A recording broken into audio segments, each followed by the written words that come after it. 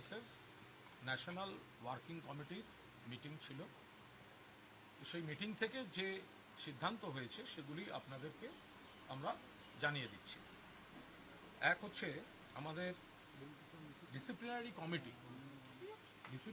Committee নতুন করে তৈরি হয়েছে। কয়েকজন আগে ছিলেন, দুজন নতুন এসছেন, 5 জনের কমিটি আজ তৈরি হয়েছে। তারা হলেন ডেরেক ওব্রায়েন, অসীমা পাত্র, শুভাশিস চক্রবর্তী, দোলা সেন এবং শোভনদেব চট্টোপাধ্যায়। পাশাপাশি আমাদের ন্যাশনাল ওয়ার্কিং কমিটিতে একজন নতুন সদস্যকে অন্তর্ভুক্ত করা হয়েছে। তিনি হচ্ছেন রাজ্যসভার মাননীয় সাংসদ নাদিমুল হক। এই ডিসিশনটা আজকে আমাদের জাতীয় কর্মসমিতি বা ন্যাশনাল ওয়ার্কিং কমিটির মিটিং থেকে হয়েছে, এইটাই আপনাদের বলার ছিল। आज ऑल इंडिया तृणमूल कांग्रेस का नेशनल वर्किंग कमेटी का एक मीटिंग था। उसमें जो डिसीजन हुआ है वो आप लोगों को इन्फॉर्म कर रहे हैं। एक तो हमारा जो डिसिप्लिनरी कमेटी वो रिस्ट्रक्चर किया गया है, उसमें 5 मेंबर्स है। एक Derek O'Brien, Asima Patra, Subhashish Chakraborty, Dola Sen and Sovandeb Chatterjee. And in the case of national working committee तो एक एडिशन हुआ है, तो वो है ऑनरेबल एमपी नादिमुल हक। ये डिसीजन आज हुआ है, यही आपको बताना था। दादा, ज्योतिप्रिय मलिक वो पिछले वर्किंग कमेटी में थे, उन्होंने रिजाइन कर दिया और गौतम देव उसके ऊपर हमारा कोई कमेंट तो नहीं है। उनकी जगह क्या किसी को लाया गया है? ना, उसके ऊपर कोई कमेंट नहीं है। ব্যাংক অ্যাকাউন্ট ফিজ বা এইভাবে সাংসদরা অন্য দলে অভ্যন্তরীণ বিষয়, আমরা এই বিষয়ে কোনো কথা বলছি না। আমরা শুধু এইটুকু বলি, তৃণমূল কংগ্রেসের দীর্ঘদিনের কর্মীদের রক্ত জল করা সংগ্রহ থেকে তাদের কন্ট্রিবিউশন, আমাদের এত সর্বস্তরে এমপি এমএলএ থেকে আরম্ভ করে এত শুভানুধ্যায়ী, এত কর্মী, এত বছর ধরে 1998 সাল থেকে তাদের রক্ত জল করা এবং যেটা লিগ্যাল এবং অফিসিয়াল যে তহবিল তা নিয়ে যারা কুৎসা করছেন, তো তারা অন্যান্য দলের তহবিলগুলো দেখুন না, এবং আমাদের audited, legal, official and audited.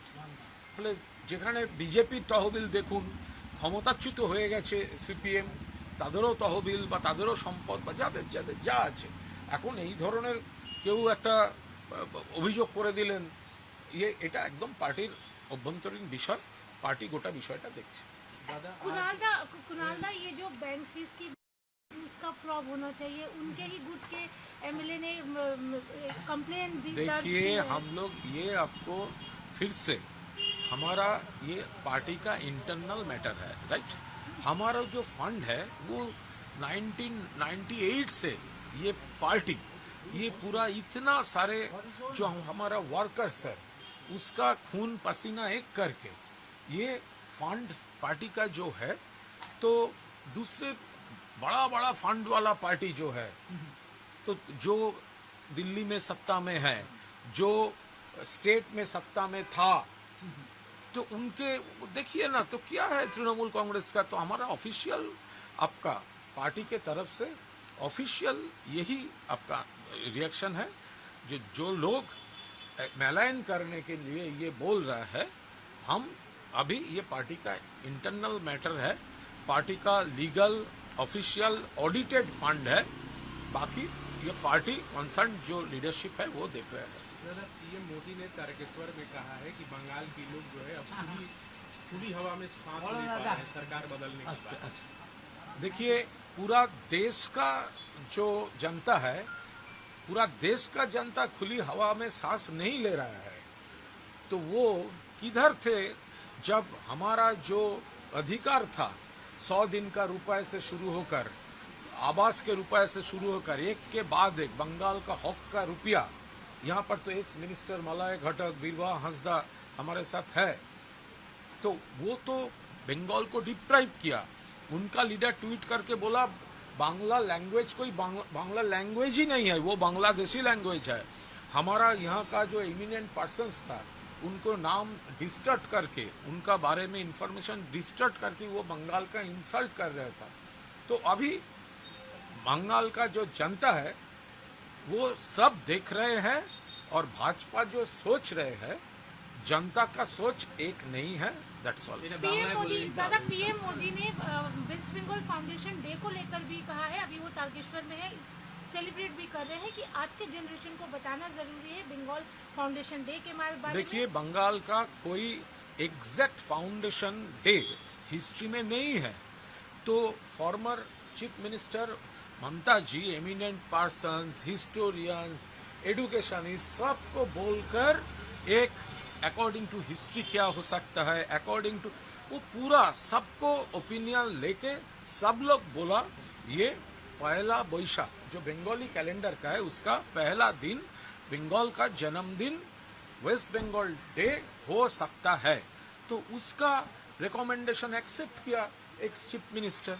तो अभी भाजपा जो कर रहा है वो एक पॉलिटिकल नैरेटिव से वो सेट करना चाहते हैं।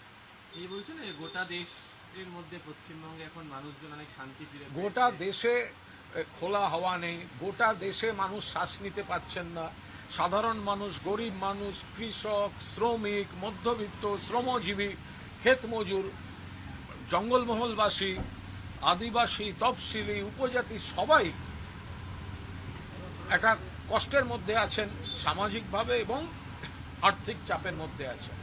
ফলে বিজেপি যেটা বলতে চাইছেন এবং মানুষ যে কষ্টটার মধ্যে আছেন, এবং বাংলাতেও আগে তো ওনারা বাংলাকে অপমান করে এসছেন বারবার। ওনাদের ওইকে টুইট মালব্য আছে, একবার বলেছেন বাংলা ভাষা বলে কোনো ভাষা নেই, ওটা নাকি বাংলাদেশি ভাষা।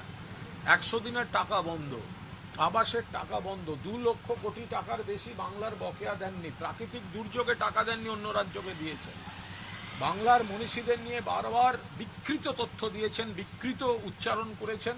ফলে এই গোটা সব মিলিয়ে ওনারা যেটা বাংলা সম্পর্কে দেখাতে চাইছেন আর বাংলার মানুষ ওনাদের সম্পর্কে যেটা অনুভব করছেন সেটা এক নয়। ওনাদের ধারণাটা ভুল হচ্ছে। ইলেকশন কমিশন এবং কিছু মানুষকে সাময়িকভাবে বিভ্রান্ত করে ওনারা যেটা দেখাতে চাইছেন, বাংলার মানুষ সম্পূর্ণ অন্য জিনিস দেখতে পাচ্ছেন। কিভাবে কেন্দ্রীয় সরকার জিনিসপত্রের দাম বাড়াচ্ছে, পেট্রোল, ডিজেল, রান্নার গ্যাস থেকে শুরু করে জ্বালানি সব, অন্যদিকে হকার উচ্ছেদ, অন্যদিকে সন্ত্রাস, অন্যদিকে নির্বাচনোত্তর সন্ত্রাস।